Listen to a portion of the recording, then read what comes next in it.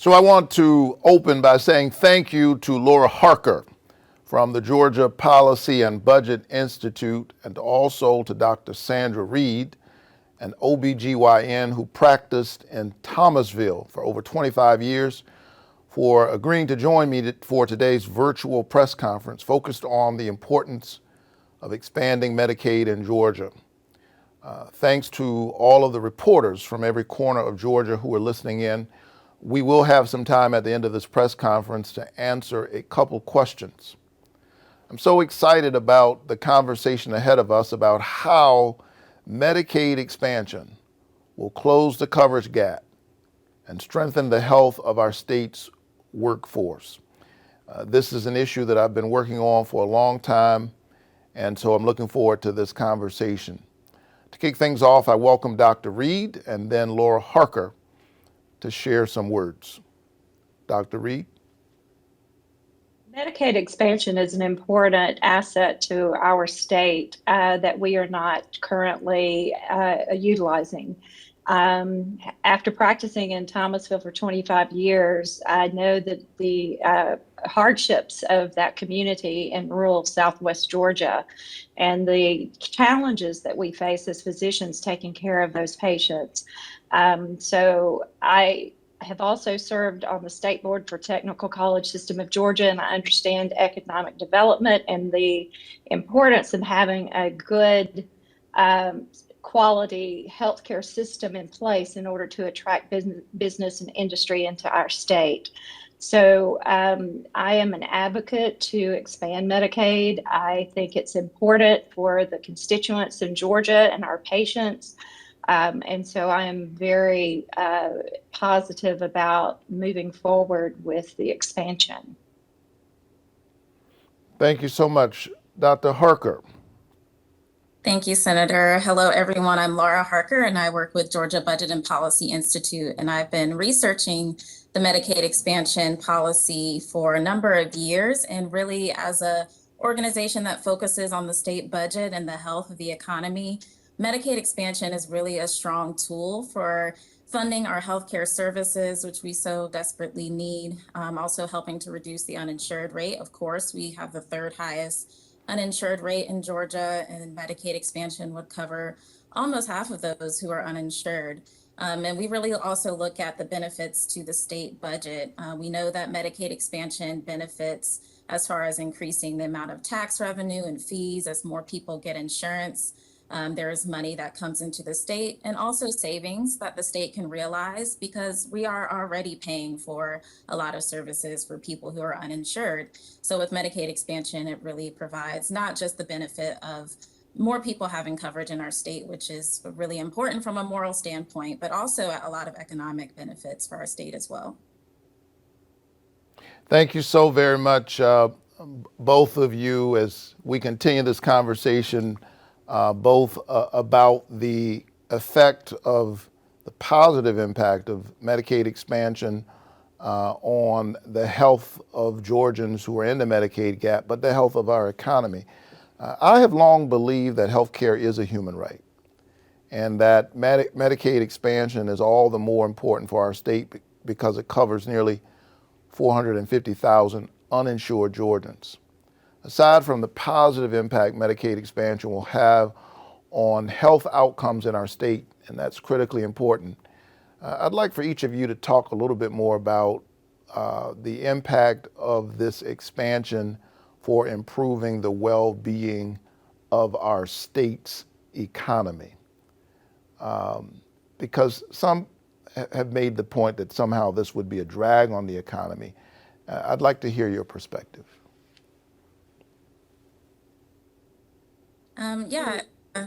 Do you want me to start, Dr. Reed?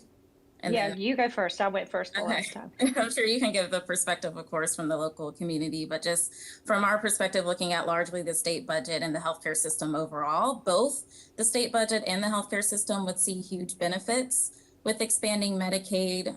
We know that the cost of Medicaid expansion to the state are pretty small. The state only has to chip in 10% of the cost for the program, but even that is largely offset by new federal money money that I talked about as far as higher revenue that we would see as a state as a result of 500,000 people getting health coverage and savings to state agency programs. So expanding Medicaid would bring in an additional about $3 billion in federal funds each year, and that goes directly to paying healthcare providers. So that's an immediate health or impact on the economy. The state auditor in Georgia did a study on the cost of Medicaid expansion and also found that our state agencies would save about $68 million a year on programs that are already serving people who are uninsured. And then lastly, just healthcare is just a major employer in many places, especially rural areas. I'm from a rural county myself, and the hospital is the biggest employer. We know that Georgia Hospital Association has stated that one job in a hospital creates 2 jobs in the surrounding community. So when we talk about the 64,000 jobs that are expected to be created with Medicaid expansion, it's not just healthcare jobs, it's in many other sectors of the economy. So it really benefits everyone, not just the people who are enrolled in the program. Thank you. Dr. And Reed, would you like to add to that? Yeah, I'll just add on that, the hospitals in a lot of the rural communities are the largest employer. And when we lose our hospitals in those rural communities, not only do we lose access to care for our patients, we also lose an economic driver. So the expanding Medicaid would help to alleviate some of the burden of these hospitals that are closing and at risk to close in the future, in order to bring revenues back into those communities. Also, as far as the economic impact, these small communities in rural South Georgia are drying up because industry is leaving, because they're losing the 2 things that most industry look for, which is education and healthcare. And if you don't have providers in those counties that are seeking more economic development, you cannot compete with other counties who have access to those resources. So yes, it is an economic driver. It will help. It will help to reinvigorate some of those rural communities, and hopefully will help to stop these closures of these smaller hospitals in our communities that are so desperately at need for access to care. Thank you so much. And I would imagine in your experience, Dr. Reed, working as an OBGYN, working in Thomasville, Georgia, you speak from personal experience with these kinds of issues. And we've seen all of these hospitals close over the last 10 years in our state. And the impact of Medicaid, its ability perhaps to stop some of these closures. Thank you so much for that perspective. Dr. Harker, would you add anything to that? Yeah, I think as far as the rural hospital closures, and I know we've also seen at least 2 more since the pandemic started, 2 more closures in South Georgia. I think that the rural population we know is more likely to be uninsured. When you think about just the economic opportunities there, not all of the jobs are providing health insurance or that economic mobility. So it's really important for us to have health coverage options for people in rural communities. That in turn allows the hospitals to actually get paid for the services they provide, and also allow people to get seen and treated earlier instead of waiting until conditions are worse, and also costlier, of course, for the healthcare system. So there's really a lot of benefits. I know we've heard from some rural hospitals that estimate several $1 million more that they would gain if Georgia did expand Medicaid. So it's really an important financial sustainability tool for hospitals that is important to consider in rural areas.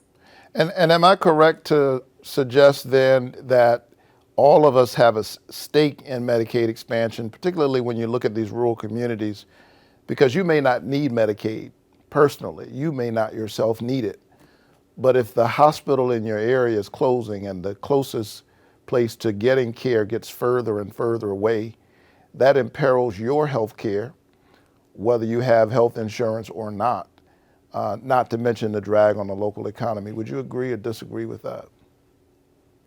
That's a very true statement. We know that if we lose the option for health care in our communities, everybody loses, not just the Medicaid population. And even those with private insurance at this point would lose as well. Providers are moving out of those communities. We're losing doctors in those communities. And without having providers, you don't have health care. So that is a truly important point that everybody really gains by the expansion to help keep those hospitals and that health access in those rural communities. Because if you don't, everybody loses, not just the Medicare or Medicaid beneficiaries. One last question. What do you think about this moment coming out of this pandemic and any other range of issues that may come to mind? What about this moment makes the stakes even higher? Perhaps adds more urgency to this question as opposed to a few years ago, or not? I think the pandemic has brought to light a lot of the shortages and shortfalls within our healthcare system. Um, Access is a huge issue. It has put a tremendous burden on the healthcare facilities that were already at stake for closing, because there were a lot of patients that were being seen and cared for without coverage. And so that has added an additional layer of burden to these rural communities that were already struggling to keep their facilities alive and well. It has delayed screening. It has delayed access for routine medical care. It has delayed a lot of care for now a year and a half, because patients simply have been afraid to come in, or if they did come in, they were really, really sick. We've seen attacks on the healthcare system and the providers of healthcare in the country like nothing we've ever faced before, and hopefully will not face again. So I think that is why it's imperative to move more quickly now, so that we can sustain these communities and have access and maintain access for quality health care for all of our patients in Georgia. Well, Yeah, I'll also add, in addition to the hospitals and the unprecedented hardship that we saw in the healthcare system, we also are still hearing about people who've lost health coverage or who've lost their income and are no longer able to afford to use their health coverage or purchase health coverage. So it's really a lot of people still facing hardship. We've seen a lot of federal relief, which has been great, as well as increases in the vaccination rates, which have caused some improvements, but people are still in recovery and still need that support to recover. I think also when you think about the longstanding racial inequities in healthcare and the pandemic bringing more attention to those disparities and how racism is truly a public health crisis, there's more recognition of that. And we know that at least 60% of the people who could gain coverage through Medicaid expansion are people of color. So as we think about prioritizing equity in our recovery, policies like Medicaid expansion will benefit communities of color and then largely the economy as well. great. Thank both of you for your insights today. And I wanted us to take this time to focus today on Medicaid expansion. This is an issue that I've worked on for years, long before coming to the United States Senate. In fact, as a member of the community, as a pastor, I came to this very Capitol in 2017 as we were, or the folks in the Capitol were pushing forward a major tax cut for the richest and most privileged members of our society while cutting funds from the Children's Health Care Program. I was arrested in this Capitol standing up for Medicaid expansion. But now I have an opportunity to translate my protest into public policy. And this is why my colleague and I, Senator Ossoff, sent a letter to the administration trying to get us to find a way to expand Medicaid in states like Georgia. Georgia should have done this a long time ago. There's really no reason why, there's no practical reason why we haven't expanded Medicaid. And as a result of our refusal to expand Medicaid, we are literally leaving some 500,000 Georgians who could get care in the gap. We are leaving $110 million of revenue on the table and 64,000 jobs that we could create by expanding Medicaid. What could be more urgent coming out of a pandemic than to embrace the kinds of public policy provisions that will create 64,000 jobs, provide $110 million of additional revenue for our state budget, and get hundreds of thousands of Georgians out of the Medicaid gap. I will continue to focus on this issue, and I'm grateful for our guests, Dr. Reed and Dr. Harker, for adding insight to this most important issue. I'm happy to respond now to any questions from the press. Thanks so much, Senator Warnock. We're going to first turn to Lily from WABE. Lily, you can ask your question, and both of our panelists, guests today, feel free to add as you'd like.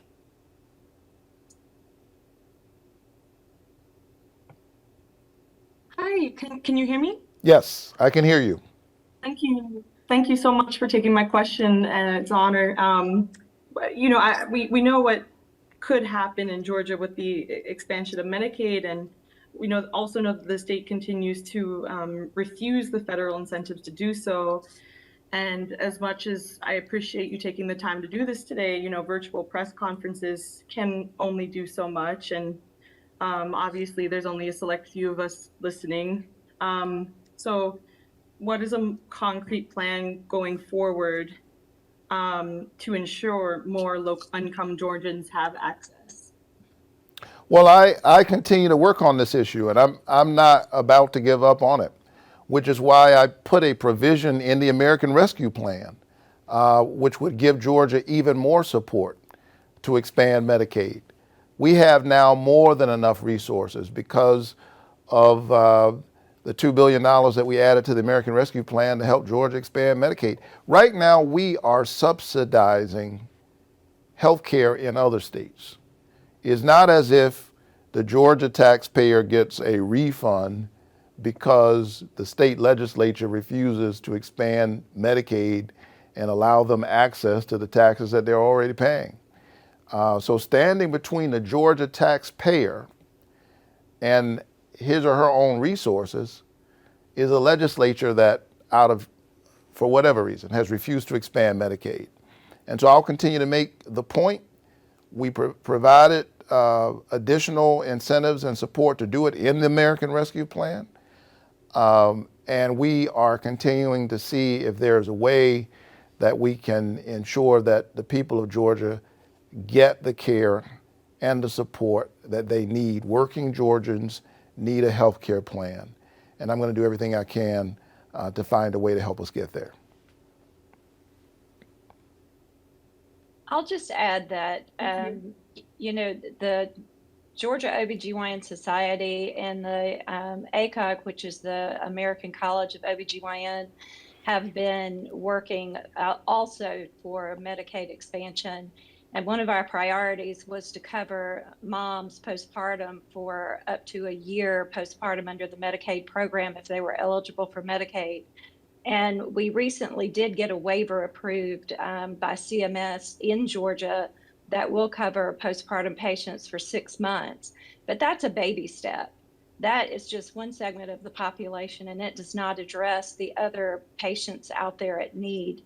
But it is a baby step. But we need to continue to work diligently from multiple avenues and organizations in order to make this happen. I'll agree. We work as part of a larger state-based advocacy coalition called Cover Georgia that is going to continue working on this issue, but I think especially stressing the new incentives that the senator spoke about in the American Rescue Plan. You know, we've heard for years that the state can't afford this. Well, now we have all the money on the table to do this, and at a critical time for our state. So I think continuing that accountability around the new funding and encouraging the state to actually review those resources now that we have those. Thank you all. We have time for about one or two more questions. I'm going to send it over to Jill at Georgia Recorder. Jill, you can go ahead. Hey, thank you. This question is for Reverend Warnock. There were some reports recently that you and Senator John Ossoff were working on legislation to create a kind of workaround around the state's objections. There specifically something about like a federal Medicaid lookalike program. And I just wonder if you could provide an update on what y'all are working on there, if that's still a possibility. Yes, absolutely. That is something that I'm working on right now in my office. And just had a conversation with members of my team just a few minutes ago, urging them to keep working at this. We want to see legislation in the near future that will provide a way for the Georgia taxpayer to get access to their own money. Again, Georgia taxpayers don't get a refund because Georgia politicians refuse to expand Medicaid. They don't have access to their resources. Meanwhile, we're subsidizing health care in other states. And so for me, this is a moral issue, but also I think the point was made today that it really doesn't make much economic sense at all. We're talking about the generation of some 64,000 jobs. So if you believe in the dignity of work, if you believe that good government helps people by empowering them to live their own best lives, then it makes sense to expand Medicaid. I'm not in the state legislature. I'm in the United States Senate, and so I'm using all of the resources at my disposal to see to it that Georgians have access to the Medicaid expansion, which their tax dollars is providing.